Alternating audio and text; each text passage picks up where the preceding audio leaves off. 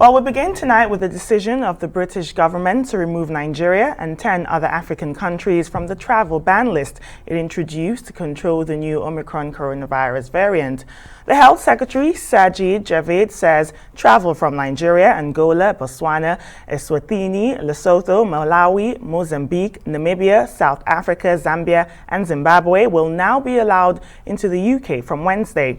He says the variant had spread so widely in the UK, the rules no longer had much purpose.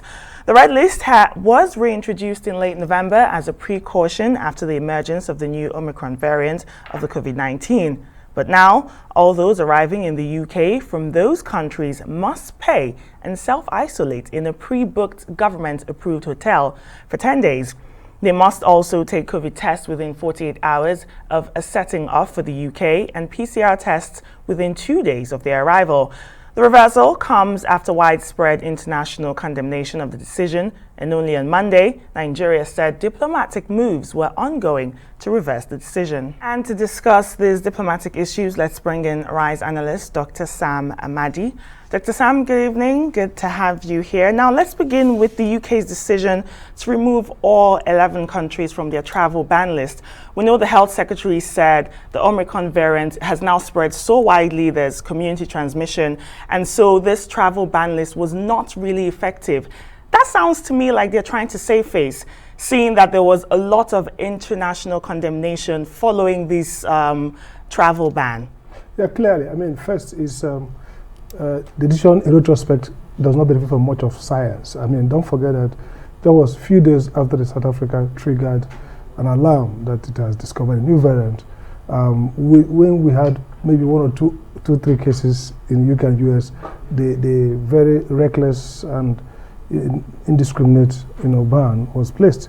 And good enough, South Africa objected, and Nigeria, before Nigeria was even enlisted, stood with South Africa, expressed strong concern, and even lately threatened to release the UK. So what we saw is bad science or bad policy, public policy not benefit from science, international outrage, and in a sense it looked like geopolitics. This is just about Africa and the continent. We saw when COVID started, the world was reluctant to even use the Chinese virus, so there was no sense to kind of stigmatize or deprive countries of origin.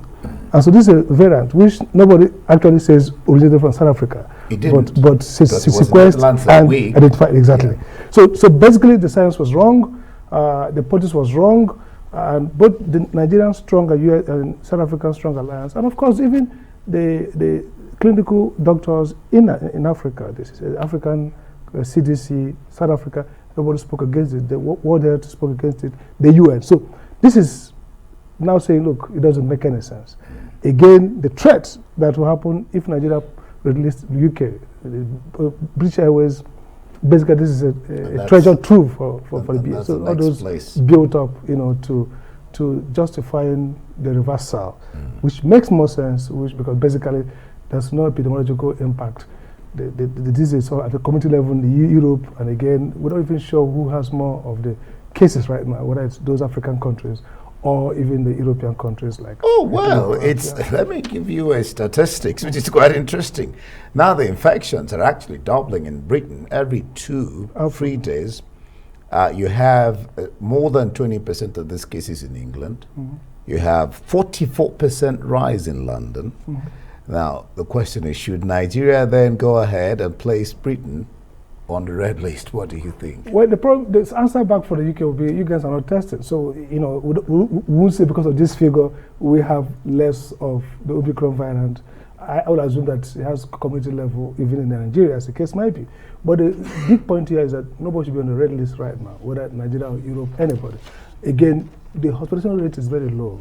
We've seen that from what the South African scientists have it's increasing in the UK. Proving, its transmission is high, rather. Hospitalization is very low, even it's increasing. Death is low. So all the policy factors that drive ban, because you don't want to overstretch public resources, you don't want to overstretch hospitalization that can lead to other unintended consequences, is absent compared to even Delta or the original COVID-19. So basically, there's no basis, because the travel ban is extreme measure that should come when its benefit far outweighs the cost, both for countries that are at the receiving end and for the UK. So in this case, there's no major health benefit coming from this ban compared with the fact that, look, you're going to deal with vaccination, you're going to deal with maybe the booster and other kinds of public health interventions, and not, banning countries from coming in. So that's really makes it totally nonsensical, and that's rightly they have to reverse it. Very well said, Dr. Sam. Now, moving on to the United Arab Emirates, that has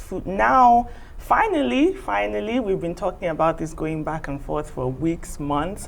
They've now conceded and given Air Peace 6 slots to their Sharjah and Dubai airports. Now, this is surely a show of triumph for diplomacy and for standing up for the principle of reciprocity in international relations, also including the bilateral services agreements for Nigeria, really. I think this is a good point for this government. I mean, the Minister of Aviation did a great job standing up. By the way, Dubai has to lose more than we lose. Again, look at it again. Nigeria stands too strong.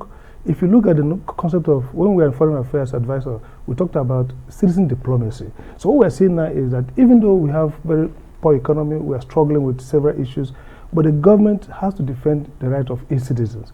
So if you have a BSA that mandates numbers of, we're even talking about 21, we're talking about just 3 that Air Peace requested initially, and you want them to have only 1, and you fling them to an airport that's not that viable.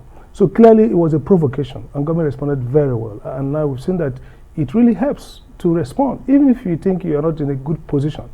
Foreign policy is a lot of bluffing, a lot of makeup. You have to look strong oftentimes, even though you might be carrying the pulse where it hurts. But again, you have to stand up. And this means that if we get citizen diplomacy, meaning the concept that our foreign policy should work for our citizens, it doesn't matter how weak we are, it doesn't matter the crisis we're going through, but we have to stand up for citizens and their interests.